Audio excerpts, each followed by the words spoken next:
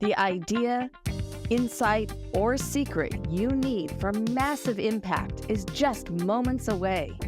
It's time to claim your career crown.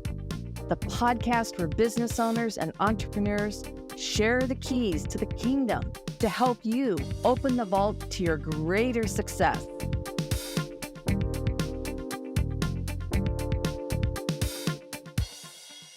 Hello, everyone, and welcome to the Teach the Queens Claim Your Career Crown podcast.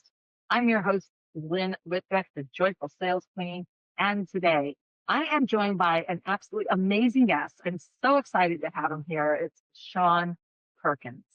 And today, Shawn and I are going to be talking about the quickest and most efficient way to get rid of credit card debt. And I have to tell you, I wish I had met Shawn when I was in my late 20s. It would have been very helpful because credit card debt can be harrowing to navigate, and finding ways to swiftly escape it can save you huge amounts of stress and money. And this episode is going to tell you how you can quickly kick credit card debt to the curb. And for everyone listening, if you love the show and you get a ton of value out of this episode, please subscribe and leave us a 5-star review. We'd very much appreciate it. Now, I'm going to tell you a little bit of background about Shawn. So Shawn and I have actually known each other for several years. We're in the same mastermind, and we've become really good friends. He's just amazing. But Shawn is a mortgage and financial strategist with more than 30 years in the financial services industry. And for the first 30 years of his career, he specialized in the area of mortgages. But since 1972, Shawn has helped thousands of families achieve their dream of home ownership, and he's helped qualify, or equally, I should say, as many families save millions of dollars that would have otherwise been paid to banks, mortgages companies, and credit card companies. And in addition to showing overtaxed business owners and entrepreneurs how to cut the IRS out of their retirement, Shawn helps his clients save thousands in interest by reducing or eliminating their credit card debt. And Shawn, this is going to be such fun. I'm so thrilled to have you here. Welcome to the show. Hi, Lynn. Thank you so much for having me. It's such an honor to help you and to help your guests. Well, I'm excited for this conversation. And this all started because I read one of Shawn's emails. And if you're not, believe me, at the end of this episode, you're going to want to be on this list. And I just went, oh my gosh, this is something that everyone in my audience needs to hear. But let's back up a few steps because, even though your bio is amazing, we didn't get into why and how and what inspired you to get into financial strategy. Well, I got my start in the mortgage business back in 1992. I'm aging myself as if this is not already aging me enough. And I was doing refinances. At the time, I really didn't know anything about it. I had a friend's dad who owned a mortgage company and brought me in, and I got my start helping people refinance their mortgages to lower their interest rate and save money. One of the things I noticed is a very common thing with all of those people that I was helping was they were all overburdened with credit card debt. And so one of the things that I did that was at the time unique to anybody else was I helped people not just lower their interest rate and save money, but I helped them consolidate their debt and save even more money than they thought possible. And so as time's going on, it's only gotten worse. More and more people are getting in credit card debt. They're using their credit cards to supplement their lifestyles in most cases. And so I noticed also over that time that we live lives of cash flow. Okay. Everybody talks about cash is king, but cash flow is queen. Okay. Cash can be king, but cash flow is queen. If you think about a chessboard, what's the most valuable piece on the board? The king can move one spot either way, up or down. The queen can go anywhere she wants. And so knowing that cash flow is queen, I thought about it in terms of helping people getting out of debt, getting out from under the burden of debt really just lit me up. It made me feel like I was actually accomplishing something. I was helping people change their lives in many cases. And so the last part of that was I was also inspired by a quote by a gentleman by the name of R. Nelson Nash, financial advisor from years ago. And his quote said, "The financially healthiest Americans are generally not the ones who make the most money. They're the ones who figure out how they can actually keep the money they make. So that three things I just laid out there was really kind of the impetus to me becoming what I am today and helping people in the way that I do. Yeah. Oh, that is fantastic.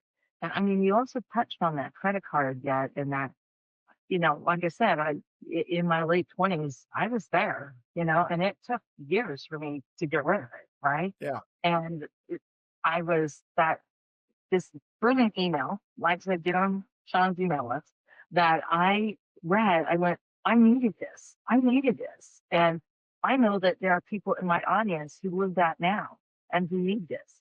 So I'd love to hear from your perspective, because I don't know why, on my perspective, but why is credit card debt so detrimental for the people who have it?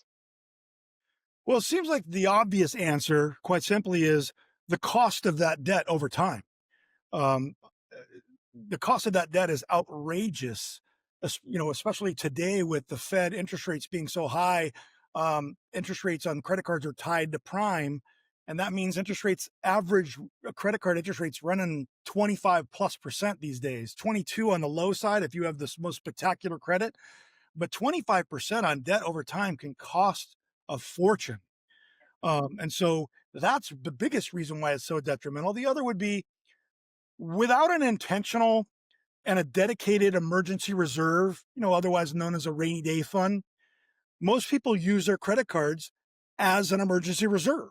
When something happens, some unexpected thing, you go right to the credit card because I don't have money in the bank to pay for it. In fact, not long ago when Kamala Harris was running for president, she made a statement in a meeting, town hall, whatever it was she was doing, and said that the average American could come up with $400 to pay a sudden expense without being close to declaring bankruptcy. And she wasn't far off. Her quote was a little misquoted, but the ideas there. Another quote that comes to mind that relates to this is credit cards are a convenience for those who have money, not an antidote for those who don't. And again, without an emergency reserve, credit cards become that backstop. And um, it starts how many people get into credit card debt in the first place. They put that emergency expense on there and then something else happens. And it's almost like the universe suddenly knows that you're having a downtime and heaps everything on. Next thing you know, you're thousands of dollars in debt. And it starts what I refer to as a perpetuating cycle of debt. I call it the debt spiral. It's easy to get into debt.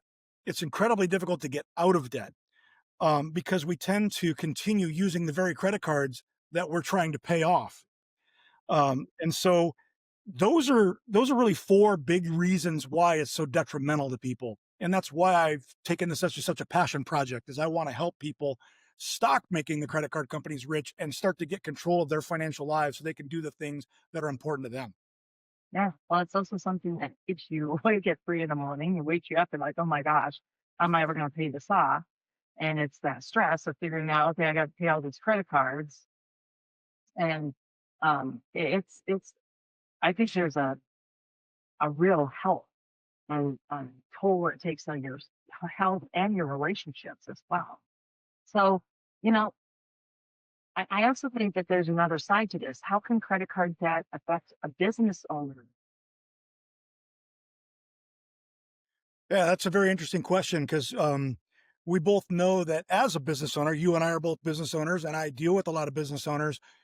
Credit cards are a vital part of what we do. If you're in the service business, it's how you buy your parts. If you don't have a house account, you buy your parts with your credit card. You got to use credit cards to make ends meet, make deadlines and whatnot until you're waiting for your invoices to be paid and so on.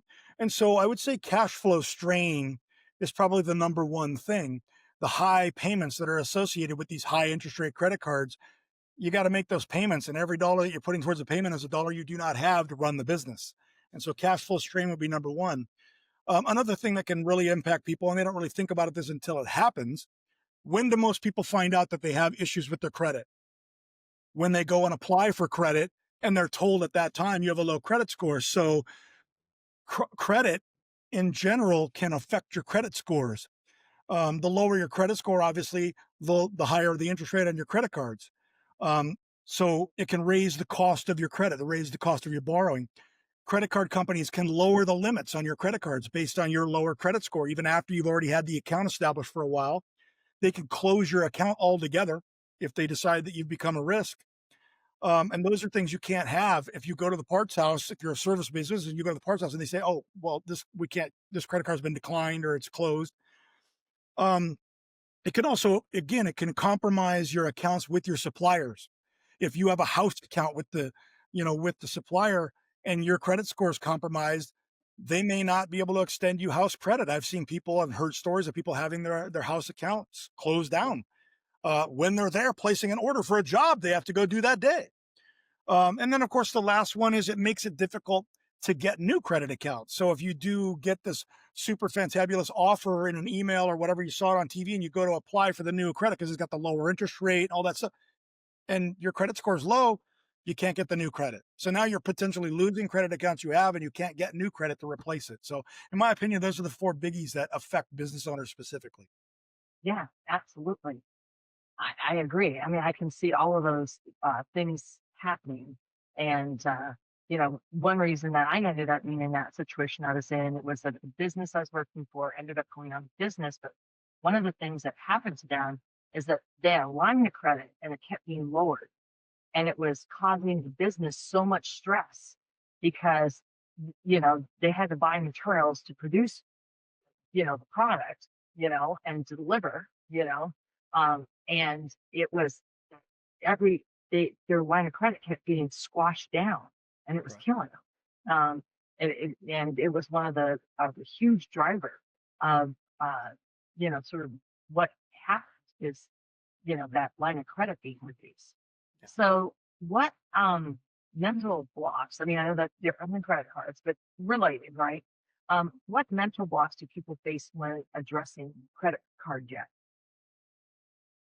Well, one of the most common ones I would think is the incentives that are offered by credit card companies. So, rewards points, and then you can cash those rewards points in on gift cards or whatever. Airline miles. Oh, I got to get my airline miles. And so they go spend money recklessly on their credit cards to get airline miles. And then the last one is cash back on purchases, right? Big, Discover, Costco's credit card with Citibank, they all offer cash back on purchases, and everybody wants to get that free money. And so they use the credit card to get all these rewards. And then sometimes that starts that debt spiral that I'm talking about. So that would be number one. There's six things that I put down here.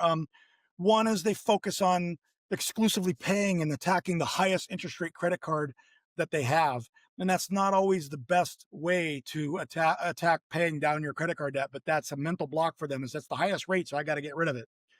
The third one I would say would be, we live in a fast food shake and bake society, in my opinion. And if we don't see results for our efforts relatively quickly, we give up.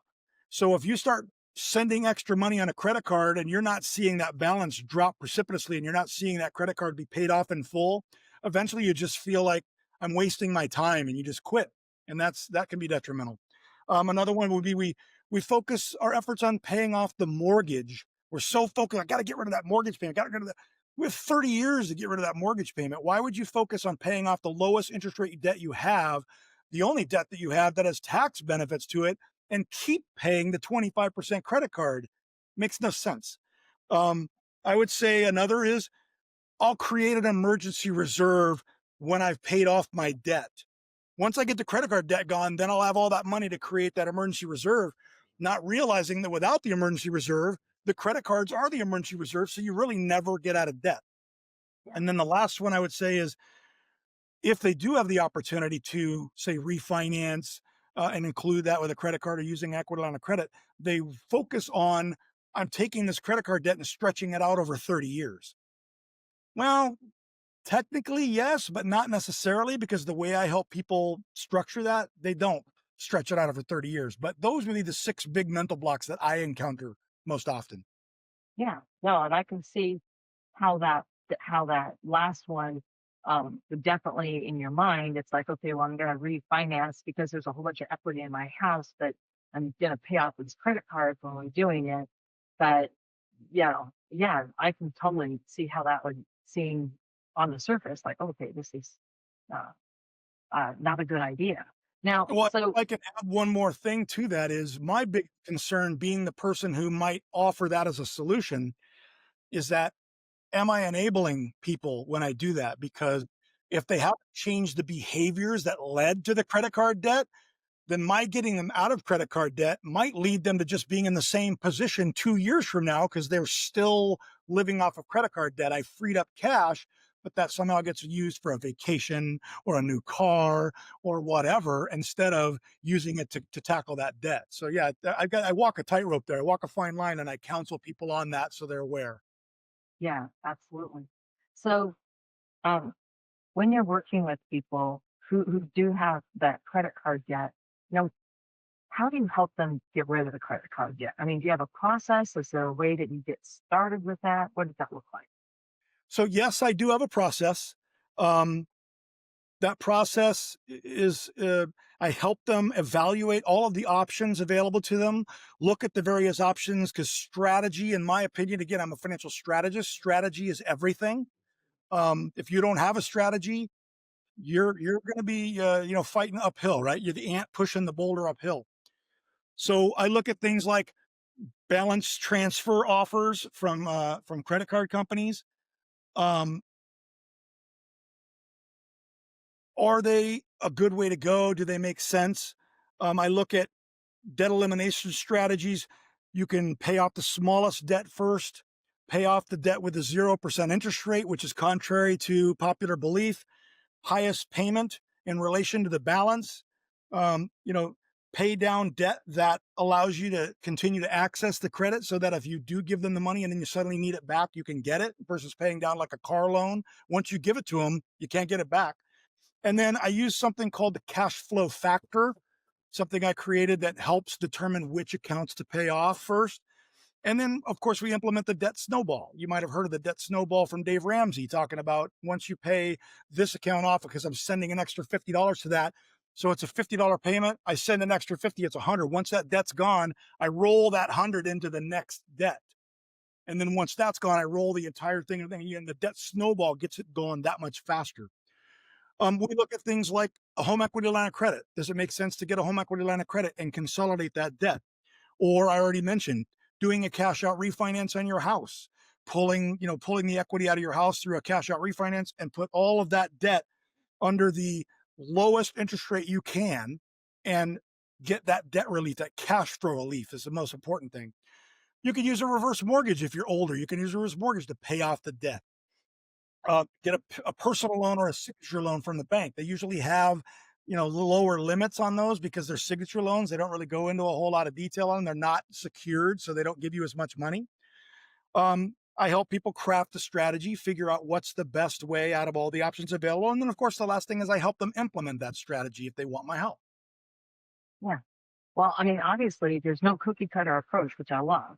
And you're Right. really you're focusing on the strategy that's going to work best for the individual clients. And, Right. and that's the other thing that makes such a big difference. So, for everyone who's tuned in today and they've been listening to this, and I mean, like I said, my my younger self, which is I've known you back in the day.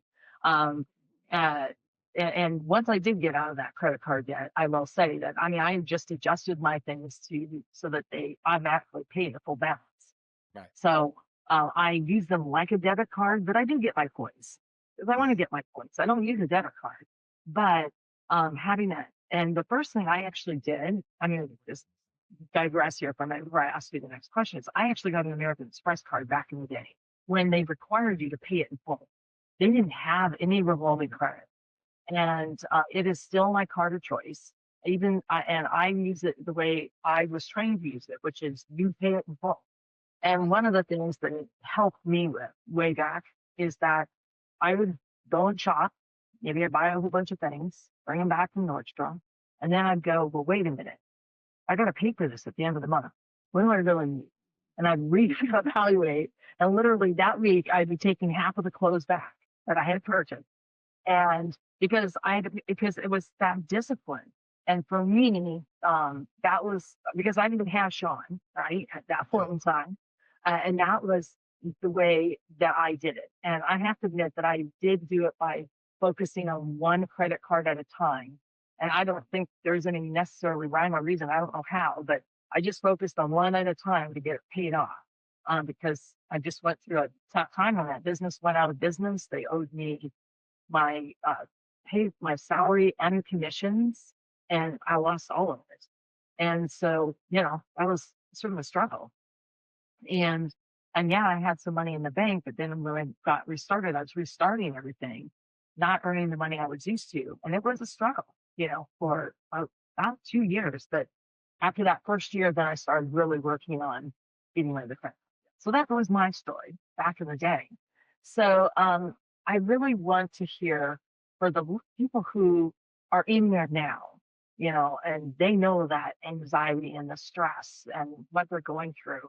What can listeners do today to tackle their credit card debt? I'll start by saying you did it the right way. Congratulations. You didn't need me back then, it sounds like. But I wrote down 8 things that I think people can do to start getting on the right track.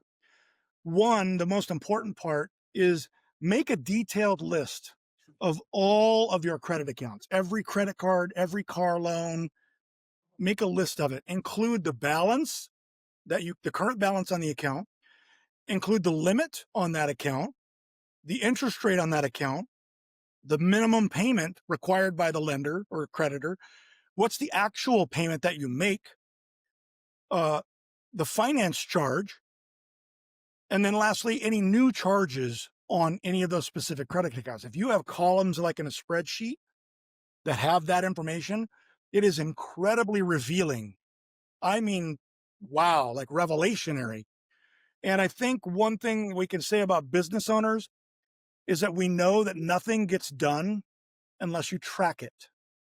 And so number one is tracking it. You got to create the tracking system. And the second thing is to track it.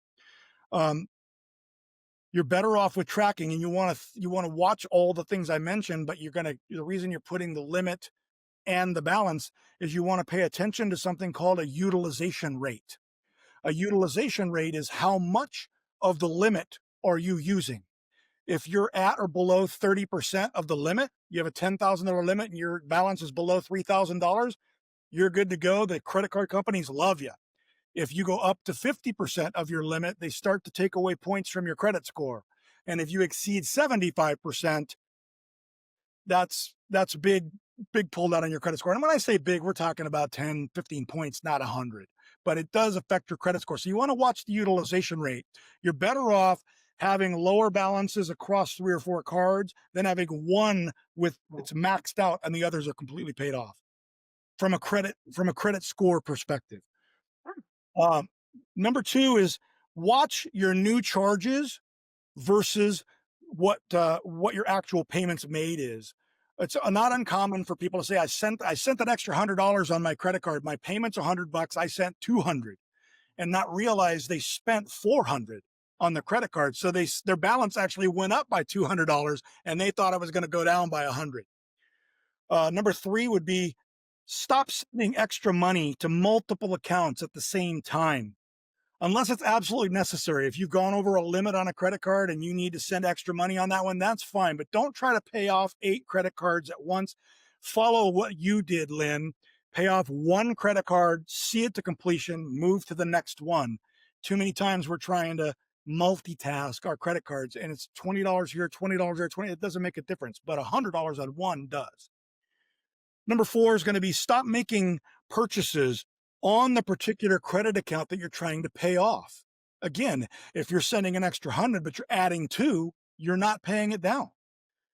Number 5 would be to set up an emergency reserve. And these aren't in any particular order. I'm just listing out 8 of them. I would say setting up an emergency reserve is probably number 1 if you had to put them in order of importance. But set up an emergency reserve so that you can have that as the backstop and not the credit cards. And at the end, I'm going to be talking a little bit more about emergency reserve. Assess all of your options. That would be number 6. Look at every option available to you as how to get out of debt, and then figure out what the best way to go is. And then number 7 is to simply craft the debt elimination strategy. After you've looked at your options, figure out which one of those is the way you want to go with. And of course, number 8, and this for business owners is going to ring true: take action, implement. We all know that nothing happens unless you implement. In fact, I've got a friend that sent me something pretty cool that says, you won't profit unless you implement. And if you don't take action on paying off your debt, you will never get it gone. So that's my 8 hot tips for how to do something today. Yeah, those are brilliant. Thank you so much. So, as we wind down here, Shawn, I mean, this has been such an informative discussion, but is there anything you wish I'd asked you that I have not? As a matter of fact, there is.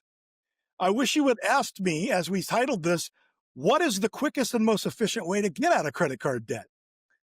The answer to that is to refinance your mortgage and consolidate your debt.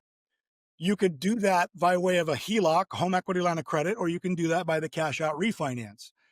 That's going to be beneficial for so many reasons. Number one, it's going to be the biggest boost to your cash flow. You eliminate the credit card debt. You save 500, 1,000. Right now, I'm doing a cash out refinance for somebody that's saving them over $2,000 a month. That's life changing for a lot of people. Okay. So another benefit is it raises all 3 of your credit scores within 30 to 45 days. All of your credit scores will go up when all the balances are gone. All credit card debt is gone by the way of the consolidation under the lowest interest rate possible, because mortgages have the lowest interest rate. Now, we all know that credit cards offer a 0% interest rate for a short period of time. That's the balance transfer option. We know that car loan companies offer 0% on a car loan. It's only for a few years. They don't offer that for 30 years. So a mortgage is actually the lowest interest rate debt you can get. Okay. It gives, in my opinion, doing the cash out refinance or the HELOC and getting that debt gone in one fell swoop, it gives people a feeling of accomplishment. I talked about that fast food shake and bake. It's gone. And it also, equally as important, if not more, is it reduces anxiety. You're no longer biting your fingernails every month trying to meet cash flow needs, trying to meet payroll, trying to pay your bills, because that's consolidated and you've saved that money. And then I would say the last one is it allows people to focus on other financial priorities. We all have a laundry list as long as our arms of the things that we want to get done. But if we're trying to pay off the mortgage, we're trying to pay off the credit card debts, we're trying to save for retirement, we're trying to save for the kids' college education, we're trying to save for the daughter's wedding, it can be overwhelming. And saving money by getting rid of all your debt in one shot might just be that shot in the arm that changes your life. Oh, well, thank you so much. And thank you for addressing the quickest and most efficient way to get rid of credit card debt. I know that our listeners are going to want to know more about how they can connect with you and find out more about you. Of course, of course. But first, I'd like to thank you for this opportunity to help you and to help your audience, to help your listeners. I definitely hope this was worth their time. Some of this is maybe common knowledge and some of it not so common. I hope it makes a difference to somebody in some way.